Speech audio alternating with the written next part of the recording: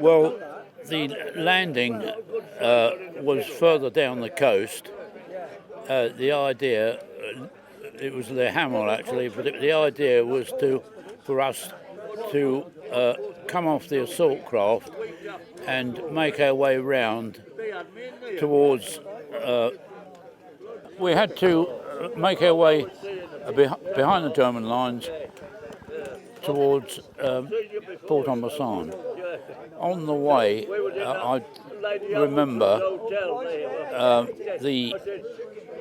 one of our troop brought in a Frenchman who had followed us up and who had knowledge of where the communication cable lay to German High Command. Anyway, we managed to dig it up, and they blew the cable up, which severed all communications with the Germans have with their outlying forces. We then went on and dug in on the hill near Port-en-Bessin, but unfortunately the 21st Panzer Division were nearby, and we got wind of the fact that they knew we were here and they were trying to catch up on us before we went into Port-en-Bessin. Our stay on the heights should have been for about 4 hours, but after digging in and then resting for about an hour, we were back up on our feet, and my troop commander got us organised and we came down into the town. On the way we were met by a gendarme, and our old troop commander, he didn't trust him. He thought he might lead us into the enemy lines, but actually he was a very good fellow, and he had an award for helping us after the war ended. But we made our way down here, and the Germans were entrenched either side of the port. We moved down under fire, and eventually we had to take cover in an old fire station. There was a German machine gunner on the corner. He was up first floor in one of the houses with the window open and a platform put out for him for the machine gun.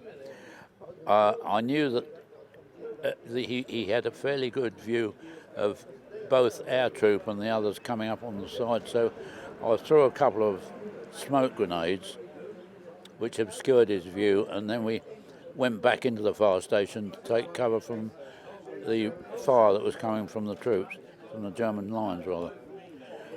The fire station was offered good cover, and also we were able to fire across the canal at any Germans who wanted to come in as reinforcements or leave the trenches they had the other side.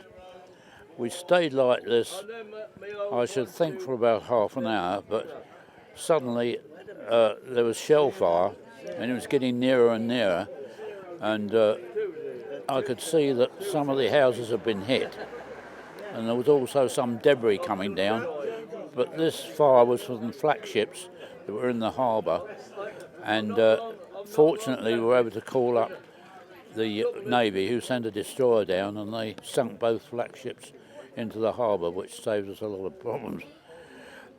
After that, we made our way through and joined the other troop who was nearby to flush out the Germans who occupied the houses both sides of the canal.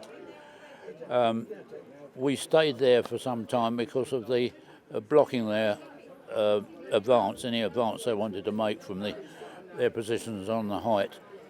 And then we followed through onto, I think it was A Troop, who were starting to clear out the heights, the other side of the canal.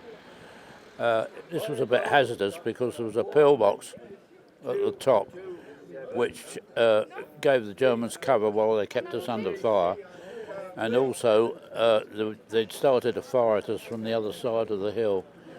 They made their way up there, and this is where Captain Cousins with some volunteers decided to try and take the pillbox out. But unfortunately it proved quite a hazardous task, and Captain Cousins had a bag with some explosives in, and he made his way, ran up towards the pillbox, intending to put the explosives by the door.